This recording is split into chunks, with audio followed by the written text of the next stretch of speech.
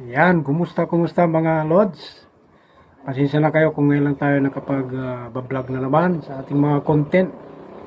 Dahil alam nyo naman mga Lods, busy tayo sa ating trabaho sa labas. Ngayon ay naisipan natin mag-vlog dahil wala tayong pasok ngayon. So gusto ko lang i-share yung bagong dating nating power controller mga guys. Dahil yun ang wala ako kaya nag-order tayo nun sa online. At yun ang ating iba-vlog dito sa ating channel mga Lods. So ano pang hinihintay natin mga Lods? So tara na.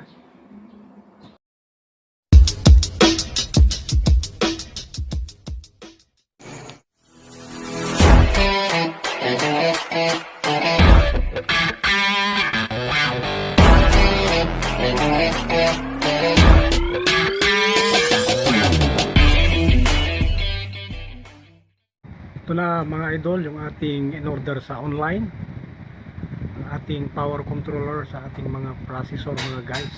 Ayan, bubuksan natin yan mga Lods at titignan natin yung kanyang laman loob mga idol para makita nyo yung mga hindi pa nagkakaroon ng ganito kagaya ko ngayon mga idol, mayroon na. So, maganda ito kasi dyan mo na papatayin mismo sa harap ng inyong mga processor mga Lods, lalo na pag nakalagay sa lalagyan yung mga processor nyo, yung nakabox na siya, tinatawag na cabinet ng mga processor nyo. Ayan, sige, tingnan natin mga idol.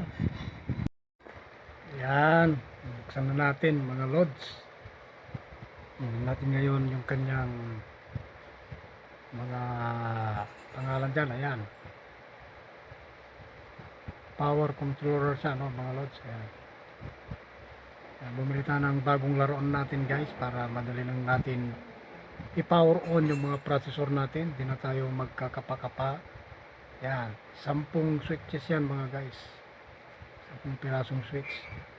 Meron din sa kanyang likod 10 yung saksakan yan. Maganda yan guys kasi advantage na siya, no? Hindi na tayo pupunta sa likod para ma-switch pa yung mga processor natin. Yan, nasa harap yan kasama ng processor. Pupush button mo lang yun para mag-power on. Okay? Ito na nga mga Lods, testing na natin. Yan, saksak natin dito.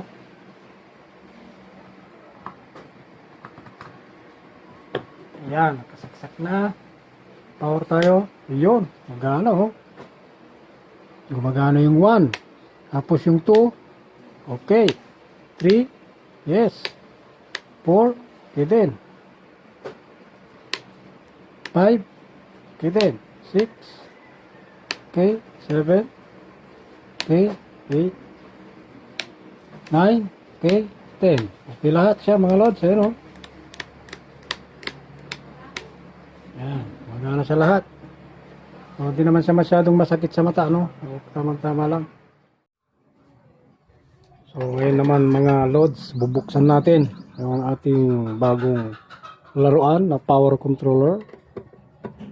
Tingnan natin yung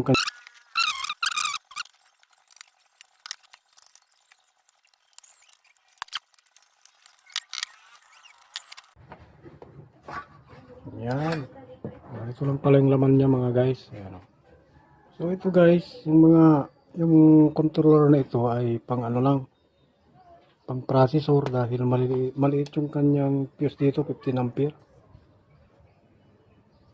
Hindi pwede sa power, pang processor lang ito mga guys. Okay, nareview na natin. Ito yung likod niya Test natin doon sa ating processor ito. Yan, testing na natin mga Lods.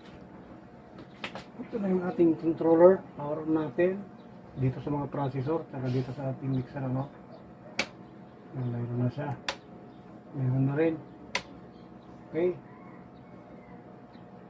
sound test natin. Nag-power na sa mga Lods. Putulin lang natin yung sound mga Lods. Okay,